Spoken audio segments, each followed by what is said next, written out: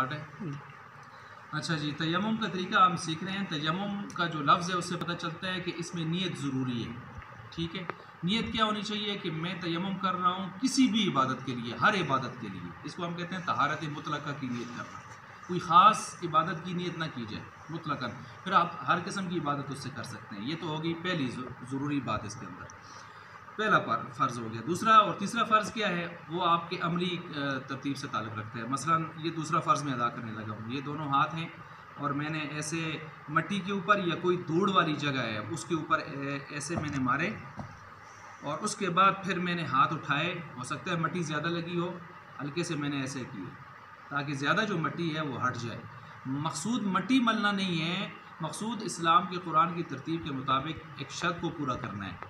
پھر جب آپ نے ایسے کر لیا، اس کے بعد آپ نے یہاں سے جہاں تک آپ نے منہ دھونا ہوتا ہے، یہ اوپر جہاں سے بال اگتے ہیں یہاں سے لے کر آپ نے سارے چہرے کے اوپر ایسے ہاتھ پھیرنا ہے کہ آپ کے ہاتھ پھیرنے سے کوئی بال برابر جگہ خالی نہ رہے۔ مٹی پہنچانا ضروری نہیں ہے، ہاتھ پھیرنا ضروری ہے۔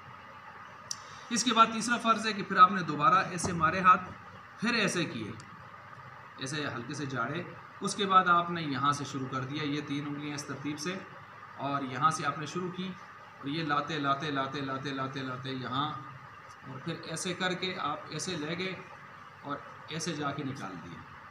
پھر اسی طرح یہاں سے بھی ایسے آئے اور ایسے کر کے ایسے جا کے آپ نے یہاں سے نکال دیا۔ یعنی کوئی جگہ آپ کی بال برابر، جہاں سے ایسے کرتے ہوئے آپ دائیں بائیں ایسے بے شک کریں تاکہ کوئی جگہ آپ کی خالی ہاتھ پھرنے سے نہ رہے، اس ترتیب سے۔ کافی۔ اب یہ تیمم یہ بتائیں کہ یہ تیمم ایک نماز کے لیے ہوگا یا ایک جنازے کے لیے ہوگا؟ اچھا، تیمم جو ہے اس وقت ہوتا ہے جب ایک آدمی کے لیے پانی استعمال کرنا بالکل، یعنی اس کے لیے طبی اعتبار سے منع کر دیا گیا ہو کہ اب یہ استعمال کرے گا یا تو اس کو خطرناک بیماری لگے گی یا اس کی بیماری بڑھ جائے گی اور یہ نقصان کی طرف جائے گا یقینی طور پر، ڈاکٹر نے بھی کہہ دیا ہے۔ یا اس کو پانی نہیں مل رہا، یا پانی اتنا تھوڑا سا ہے کہ وہ پیاس بجھانے کے لیے بھی ناکافی ہے، یا پانی کہیں مل رہا ہے لیکن اتنا مہنگا ہے کہ یہ خرید نہیں سکتا، یا پانی ہے لیکن 2-3 میل کے بعد جا کے کہیں سے ملے گا اور اس وقت تک شاید اس کی نماز قضا ہو رہی ہے، تو ایسی صورت میں اس کے لیے تیمم آ گیا ہے۔ جب آپ نے طہارت مطلقہ کی نیت سے، جو میں نے شروع میں بتایا، آپ نے تیمم کر لیا، اب آپ یہ جب تک جیسے وضو نہیں ٹوٹتا نا، آپ 5 نمازیں پڑھیں، 6 پڑھیں، جتنی بھی پڑھ سکتے ہیں، ایسے ہی یہ تیمم بھی چلتا رہے گا، تیمم بھی نہیں ٹوٹے گا۔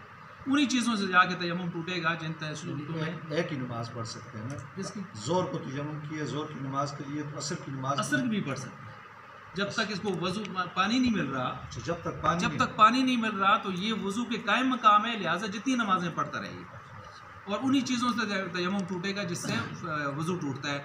البتہ ایک اضافی چیز میں نے کیا کہا، پانی کا ملنا، پانی کے ملنے سے بھی اس کا تیمم۔ جزاک اللہ۔ یہ آپ لوگوں کے لیے ہم نے ایک مذاکرے کا اہتمام کیا ہے، تو آپ سب سے گزارش ہے کہ جہاں بھی آپ سفر میں ہوں، کسی بھی اس میں ہوں، تو جب پانی آپ کو نہ ملے تو پھر لازمی نماز قضا کرنے کے بجائے آپ تیمم کر کے نماز پڑھیں اور اللہ کی راہ میں نکل کر کم از کم 3 دن لگا لیں۔ ابھی ہم 3 دن کے لیے آئے ہوئے ہیں اور یہاں پر ہم جو ہے نا مذاکرے کر رہے ہیں، تو آپ سب بھائیوں سے بھی گزارش ہے کہ آپ کم از کم مہینے 2 مہینے بعد اللہ کی راہ میں تبلیغ کے ساتھ جائیں۔ 3 دن اس میں نماز کا مذاکرہ، تیمم کا، غسل کا، وضو کا تمام مذاکرے ہوتے ہیں، تو یہ سب ہم لوگوں کے لیے ضروری ہے۔ جزاک اللہ۔